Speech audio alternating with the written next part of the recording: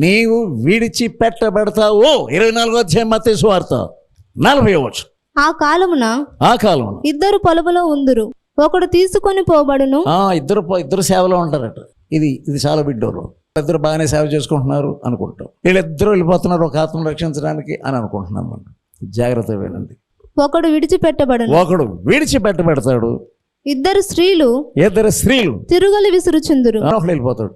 సహోదరుడు భయపడు. కొంచెం మచ్చ నీలో ఉన్నట్లయితే విడవబడతావు. జాగ్రత్త. హృదయ పరిస్థితి అంతా ఆయనకు తెలుసు. సర్వాంగ కవచం ధరించుకో. నీతి అను మైమరు తగిలించుకో. రక్షణను శిరస్త్రాన్ని ధరించుకో. సువార్త ప్రకటించటకు సిద్ధంగా ఉండేటువంటి జోడు తొలగించుకో. వాక్యమైన ఆత్మ కడుగును ధరించుకో. విశ్వాసమనే డాలు పట్టుకో. సైనికుల వల్ల సిద్ధంగా సమయం అనక అసమయం అనక వాక్యం చెప్పు. ప్రార్థన మొదలుపెట్టు. సిద్ధంగా ప్రభా నేను